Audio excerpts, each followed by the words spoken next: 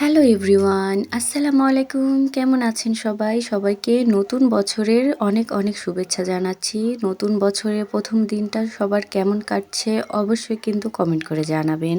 আজকে দুপুরে রান্না শুরু করে দিয়েছি। রান্না প্রায় হয়ে গেছে বলা যায়। আমি আজকে মুরগির মাংস রান্না করেছি। তো মুরগির মাংস রান্না আমার শেষ। আমি নামাবো এখন তরকারিটা। নামানোর আগে আমার গুঁড়ো করে রাখা মসলা যে সেটা আমি দিয়ে দিয়েছি।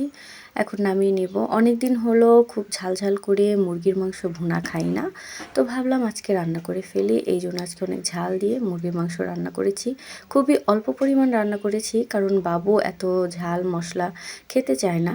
ওর জন্য আমি আলাদা করে রান্না করে রেখেছি। ওটা খাবে আর আমি আর সাউদার আপু এটা দিয়ে ভাত খাবো আজকে।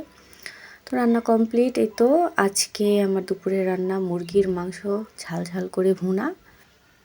এই তো দেখতে কিন্তু খুবই সুন্দর লাগতেছে মুরগির মাংসের কালারটা। আসলে আমি এখনও খাইনি, তো কেমন হয়েছে বলতে পারবো না। তো দেখে মনে হচ্ছে খেতে ভালোই হবে। তো যাই হোক, এখানে মুরগির মাংস রান্না হয়ে গেছে। কালকে রান্না করেছিলাম ভাজি, সেটাও বেঁচে গেছে। সাথে আছে ডাল। তো ভাত তো এখানে রান্না করে রেখেছি। আর সকালে খাবারের জন্য আমি মুরগির চামড়া, গলা, পা সব কিছু দিয়ে একটা তরকারি রান্না করেছিলাম আলু দিয়ে, সেটাও অনেকটা বেঁচে গেছে।